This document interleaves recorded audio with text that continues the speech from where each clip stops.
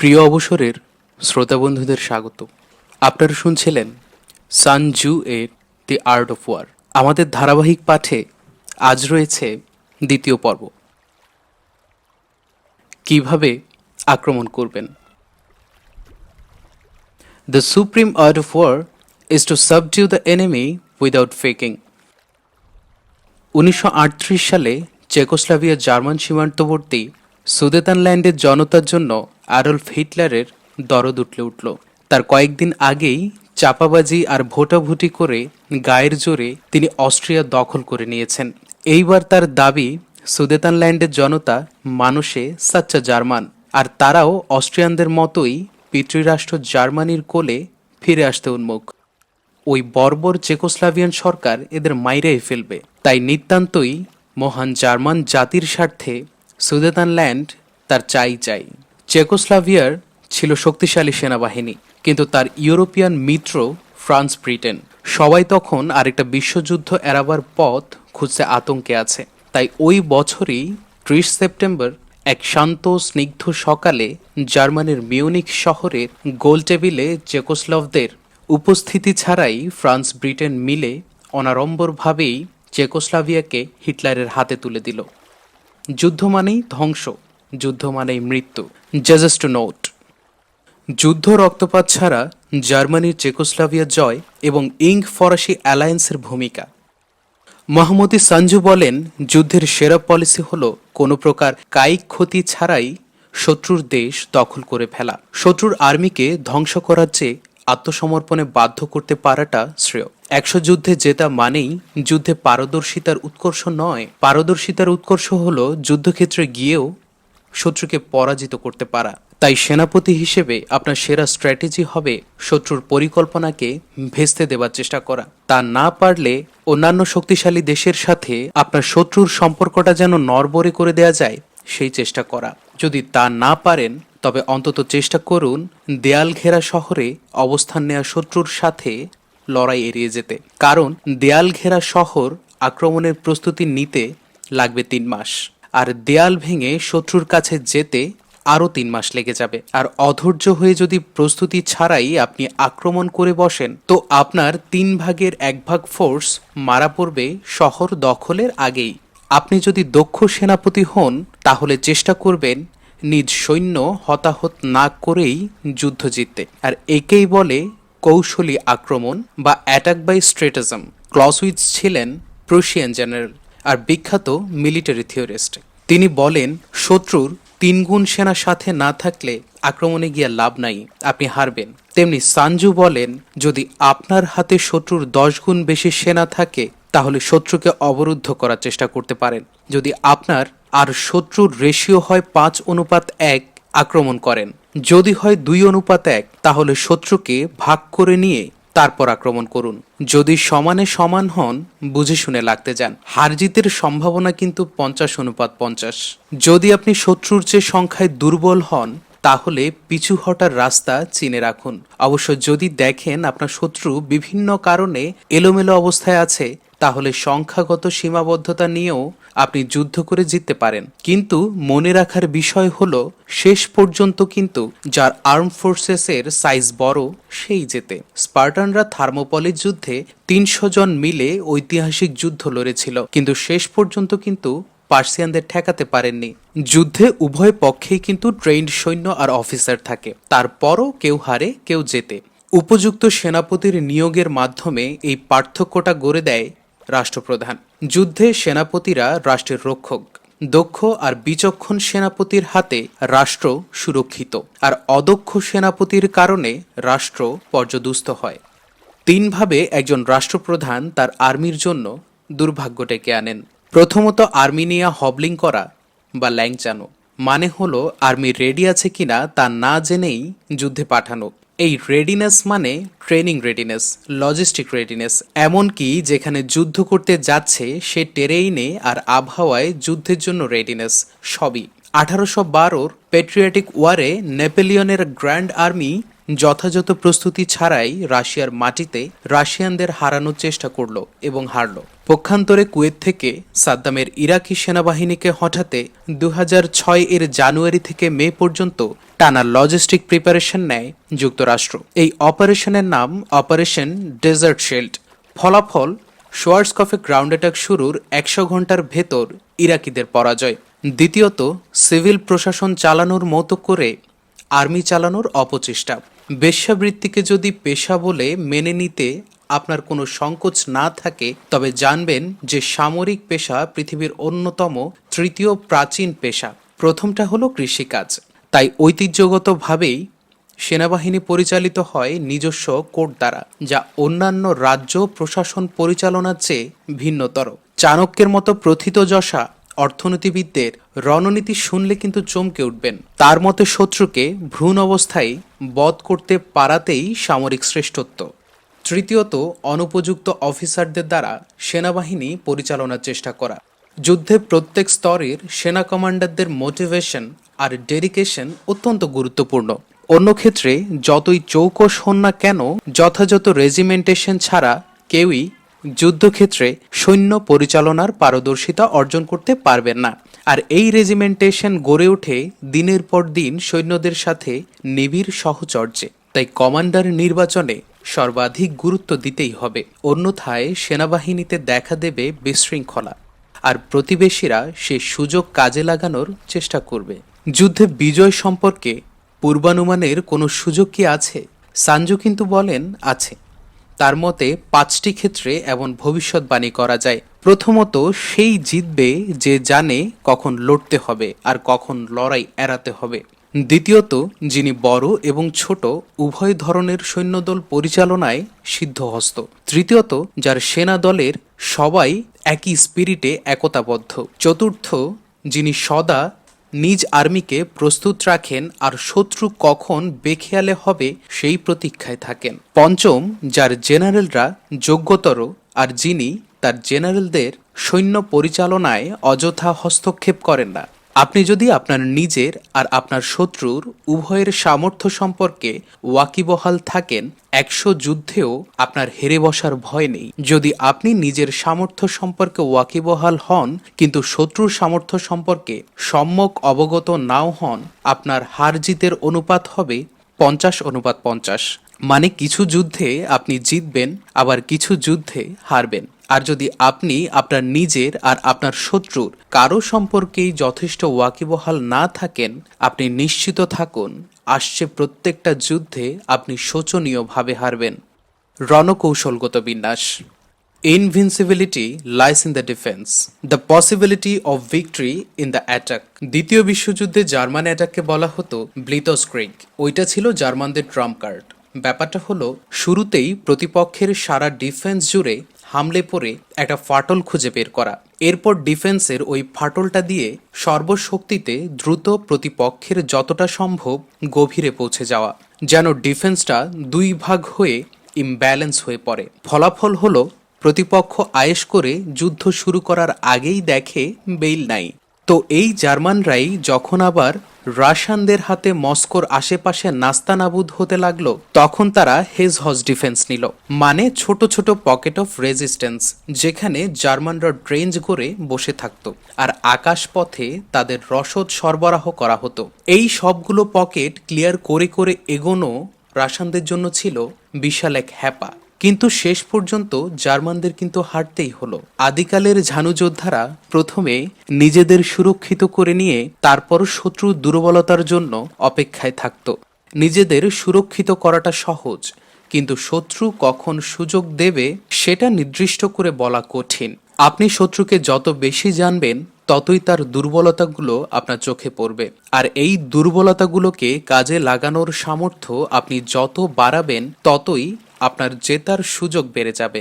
এখন সুযোগ আপনি কবে, কখন, কিভাবে কাজে লাগাবেন অথবা আদৌ লাগাবেন কিনা, সেইটা সম্পূর্ণই আপনার নিজস্ব ব্যাপার। কথিত আছে লক্ষিন্দরকে সুরক্ষিত রাখতে নাকি লোহার ঘর বানানো হয়েছিল, তারপরও বেহুলাকে কিন্তু সাপে কাটা স্বামী লক্ষিন্দরকে নিয়ে ভেলায় ভাসতে হয়েছিল। প্রতিরক্ষা বা ডিফেন্স অবশ্যই জরুরি, এবং সুনিশ্চিত প্রতিরক্ষা ব্যবস্থা আপনাকে প্রায় অপরাজেয় করে দিতে পারে।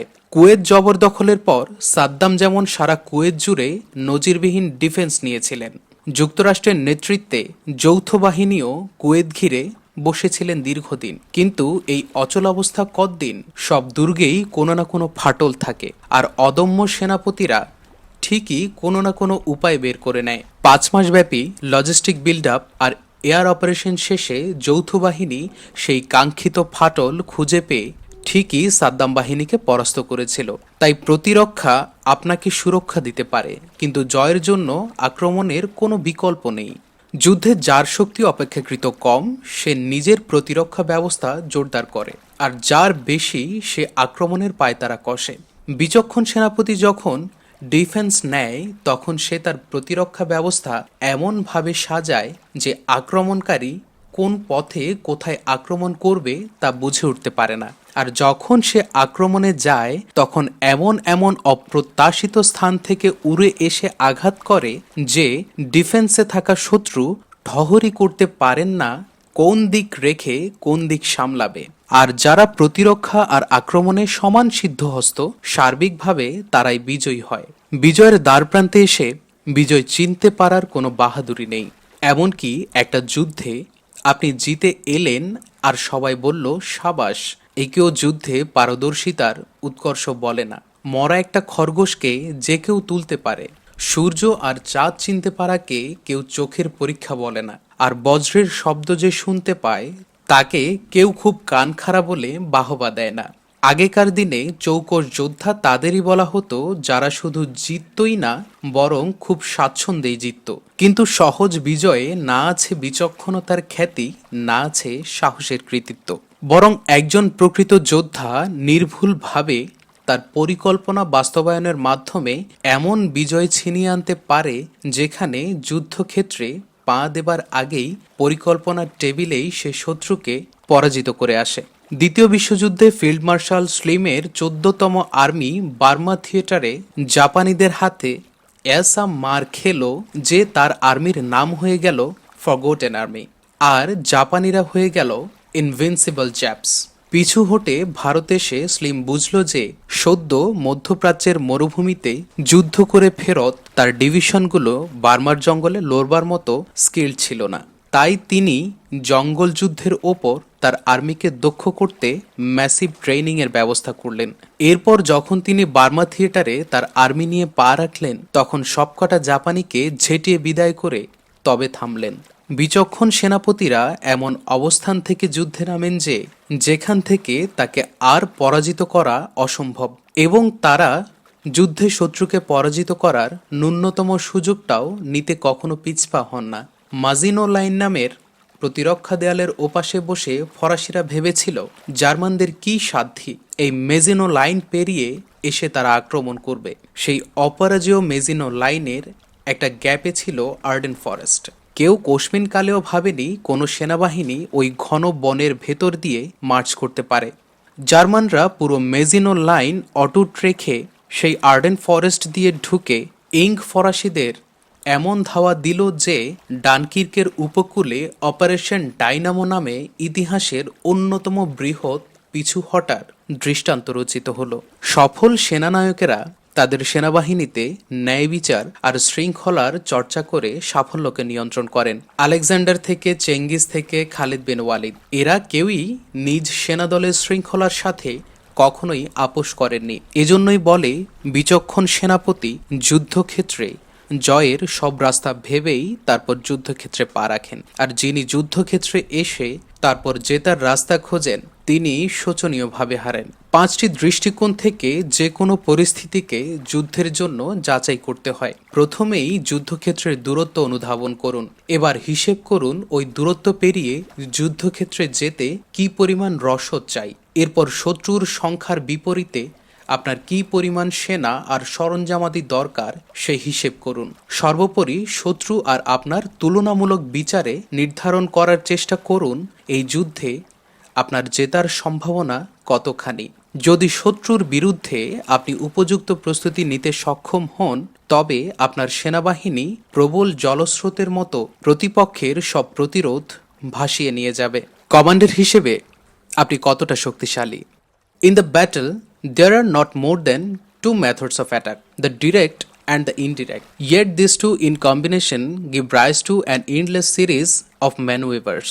ধরেন আপনি একটা অফিসের বস আর আপনার অধীনে 10 জন কর্মী কাজ করেন। এদের বেতন ভাতা, ট্রেনিং পারফরমেন্স, পোস্টিং, প্রমোশন, ছুটি আর ওয়েলফেয়ার দেখার দায়িত্ব আপনার। তো আশা করছি আপনি ভালো বোঝেন কিভাবে তাদের দিয়ে অফিসের কাজ চালিয়ে নিতে হয়। আর আপনি যদি 10 জনের একটা অফিস চালাতে পারেন তো 100 জনের একটা প্রতিষ্ঠানও পারবেন। এটা আমার না, মহামতি সাঞ্জুর দাবি। সাঞ্জু বলেন, ব্যবস্থাপনা আর নিয়ন্ত্রণের বিষয়ে একজন সামলাইতে যে ফর্মুলা, 100 জন সামলাইতেও ওই একই ফর্মুলা। সংগঠনের সাইজ অনুযায়ী চেইন অফ কমান্ডটা খালি লম্বা হয়, এই আর কি।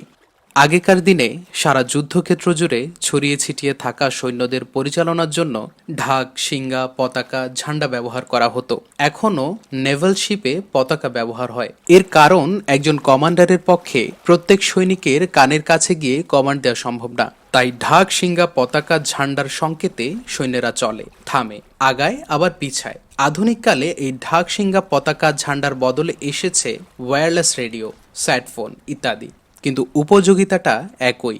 এই কারণেই যুদ্ধক্ষেত্রে সাহসীরা কখনো একা এগিয়ে যায় না, আবার কাপুরুষেরাও কখনো একা পালাতে পারে না। তাই ফরমেশন আর কমিউনিকেশন ঠিক থাকলে একটা স্কোয়াড কমান্ড করতে যে বেসিক স্কিল দরকার, একটা আর্মি চালাইতেও মোটামুটি একই স্কিল দরকার। ধরেন আপনার শত্রু উত্তর দিকে মুখ করে ডিফেন্স নিয়ে আপনারে মোকাবেলা করার জন্য উৎপেতে আছে। আপনি আপনার আর্মি নিয়ে সামনাসামনি তাকে অ্যাটাক করলেন। একে বলে চ্যাং বা ডাইরেক্ট অথবা সাধারণ ম্যানুভার। আর আপনি যদি তার সামনে দিয়ে অ্যাটাক না করে তার ডান অথবা বাম পাশ দিয়ে করেন, তাকে বলে চি বা ইনডিরেক্ট অথবা অসাধারণ ম্যানুভার। সাঞ্জুর কেরামতি হলো তিনি সব যুদ্ধে এই ম্যানুভারের উপর দারুণ গুরুত্ব দিয়েছেন। তিনি গায়ের জোরে অথবা সৈন্য সংখ্যার চেয়ে কমান্ডারদের ম্যানুভার করার সামর্থ্যটাকে বেশি প্রাধান্য দিয়েছেন। এই ম্যানুভারিস্ট অ্যাপ্রোচের জন্য তিনি অনন্য। যুদ্ধে শত্রুকে সামনে থেকে আক্রমণের পরিকল্পনা চরম বলদামি বিশেষ, কারণ এই পথে আপনি আসবেন ভেবেই সে তার সব প্ল্যান আর ফাঁদ সাজিয়েছে, আর সেই ফাঁদে আপনি সেধে পা দেয়াটা সুইসাইডাল। সাধারণত যুদ্ধের সামনে থেকে শত্রুকে এঙ্গেজ করে রেখে তার কোনো একটা ফ্ল্যাঙ্ক থেকে আক্রমণ করা যায়।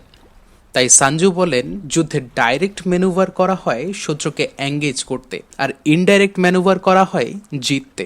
সাঞ্জুর মতে বিচক্ষণ সেনাপতির মাথায় এই ইনডিরেক্ট ম্যানুভারের অফুরন্ত আইডিয়া কাজ করার কথা। 5টা মাত্র বেসিক মিউজিক্যাল নোট দিয়ে অসংখ্য মেলোডি বানানো সম্ভব, যার সব শুনে শেষ করা অসম্ভব। 5টা মৌলিক রং মিশিয়ে এত অসংখ্য রং বানানো সম্ভব, যার সব দেখে শেষ করা অসম্ভব। 5টা মৌলিক স্বাদের সমন্বয়ে অসংখ্য স্বাদ বানানো সম্ভব, যার সব চেখে শেষ করার নয়। তেমনি যুদ্ধে এই ডিরেক্ট আর ইনডিরেক্ট ম্যানুভারের সমন্বয়ে এত অসংখ্য ম্যানুভার পরিকল্পনা করা সম্ভব যে কেউ একা এর সব কখনোই আত্মস্থ করতে পারবে না। যেন একটা বৃত্তের মতো, কোথায় এর শেষ কেউ জানে না। পানির স্রোত যেমন পাথরের গায়ে আছড়ে পড়ে, তেমনি সৈন্যরা যুদ্ধক্ষেত্রে শত্রুর ওপর ঝাঁপিয়ে পড়ে, একে বলে মোমেন্টাম। আর বাজ পাখি যেমন তার শিকারের ওপর মুহূর্তের ভেতরে ঝাঁপিয়ে পড়ে তার পতনের মোমেন্টামটা কাজে লাগিয়ে শিকারের পিঠ ভেঙে দেয়, একে বলে টাইমিং। শক্তি হলো জ্যাযুক্ত তীর ছিলায় টানটান করে ধরে রাখতে, আর সিদ্ধান্ত হলো মোক্ষম সময়ে তা জ্যায়মুক্ত করাতে। তাই দক্ষ সেনাপতির সেনাদলের গতি হবে অপ্রতিরোধ্য, আর তার আক্রমণ হবে সময়োচিত আর সুনির্দিষ্ট। যুদ্ধের ডামাডোলে প্রথমে সব আপনার কাছে এলোমেলো ঠেকবে, কিন্তু আপনি যদি বিচক্ষণ কমান্ডার হন, আপনি জানেন আপনার সেনাদল কখন কি করতে যাচ্ছে। আপনি যদি নিশ্চিত থাকেন যে আপনার সেনাদল যথেষ্ট সুশৃঙ্খল, শুধুমাত্র তখনই আপনি বিশৃঙ্খলার ভান করতে পারেন। আপনার সেনাদল যদি আসলেই দুঃসাহসী হয়ে থাকে, তাহলেই কেবল আপনি ভীতু হবার ভান করতে পারেন। আপনি যদি সত্যি সক্ষম হন, শুধু তখনই আপনি দুর্বল সাজার ভান করতে পারেন। আর এই সব আপনি করবেন আপনার শত্রুকে বিভ্রান্ত করতে, যেন সে ভুল একটা সিদ্ধান্ত নিয়ে ফেলে। মনে আছে নিশ্চয়ই, ইটস অল অ্যাবাউট ডিসেপশন। গোছানো অথবা এলোমেলো হওয়াটা নির্ভর করে সাংগঠনিক দক্ষতার উপর। ডিভিসিবিলিটি সেনাদল সমূহের এক অপরিহার্য বৈশিষ্ট্য। বৈশিষ্ট্য। এর মানে হলো প্রয়োজন অনুযায়ী দ্রুত বিভিন্ন সাইজে আর ফরমেশনে বদলে যাওয়া। যেমন অশ্বারোহীদের বিরুদ্ধে যে সেনাদল তাদের ঢাল পাশাপাশি ধরে দেয়াল তৈরি করে নিজেদের বাঁচায়, তারাই আবার সেই ঢাল দিয়ে জাল বানিয়ে উড়ে আসা তীর ঠেকায়। 50 ওভারের ম্যাচে ব্যাট করতে নামা দলের সামনে লক্ষ্য যদি থাকে 82 রান, সেই পরিস্থিতিতে ওপেনাররা নেমেই 4 ছক্কা হাঁকাতে থাকে। আবার ওই একই দল যখন 245 রান তাড়া করতে নেমে শুরুতেই 4টা উইকেট হারায়, তখন ব্যাটিং হয়ে যায় সিঙ্গেল ডাবল নির্ভর। তেমনি একই সেনা দল অনুকূল পরিস্থিতিতে দুঃসাহসের পরাকাষ্ঠা দেখায়, আবার প্রতিকূল পরিস্থিতিতে ভীতুর মতো লড়ে।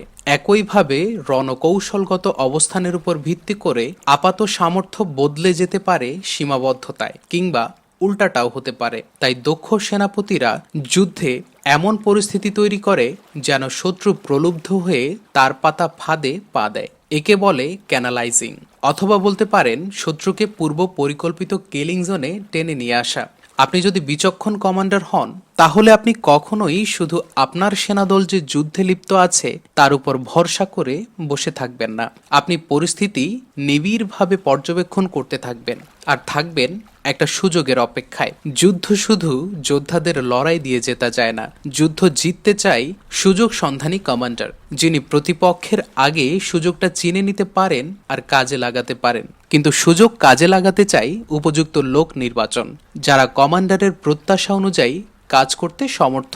উপযুক্ত লোক হলো গাছের গুড়ি অথবা পাথরের চাইয়ের মতো। প্রত্যাশিত হলো সমতল ভূমিতে এরা স্থির থাকলেও ঢালু ভূমিতে এরা গড়িয়ে গড়িয়ে যাবে লক্ষ্যের দিকে। এখন আপনি এদের একটা ঢালু ভূমির পাশে এনে দাঁড় করালেন, মানে একটা সুযোগ দিলেন।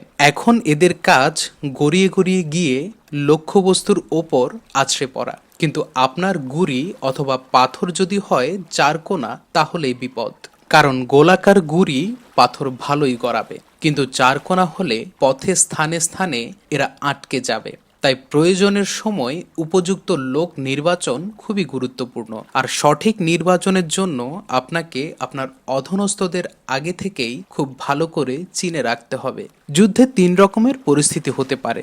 প্রথমত, মনোবলের দিক থেকে জেনারেল, তার কমান্ডারেরা আর সৈনিকেরা লড়তে ভালোবাসছে আর তারা জয়ের জন্য উদ্গ্রীব। দ্বিতীয়ত, টেরেইন প্রেক্ষিত, এমন একটা এলাকা ডিফেন্স করতে হবে যেখানে প্রবেশের রাস্তা কুকুরের ঘরে ঢোকার দরজার মতো সংকীর্ণ, অথবা পাহাড়ি এলাকার ভেতর দিয়ে ভেড়ার পাকস্থলীর মতো আঁকাবাঁকা রাস্তা, যা হয়েই শত্রুকে তার কাছে আসতে হবে। তৃতীয়ত, শত্রুর অবস্থার প্রেক্ষিতে, যখন শত্রু যুদ্ধে আর পথশ্রমে ক্লান্ত, অথবা শত্রু এখনও তার শিবির স্থাপন করে সারেনি, কিংবা শত্রু দলের অর্ধেকের কেবল একটা নদী পার হয়েছে, বাকি অর্ধেক এখনো নদীর ওপারে। ওপরের 3টি পরিস্থিতি যে কোনো কমান্ডারের জন্য সুযোগ বিশেষ। সানজুর মতে, এমন সুযোগে একজন কমান্ডার এমনভাবে তার সৈন্য পরিচালনা করে যেন খাড়া ঢালবে গড়িয়ে পড়া পাথরের বোল্ডার এক একটা। ওপর থেকে ফেলতে ধাক্কা লাগে সামান্যই, কিন্তু ফলাফল ভয়াবহ।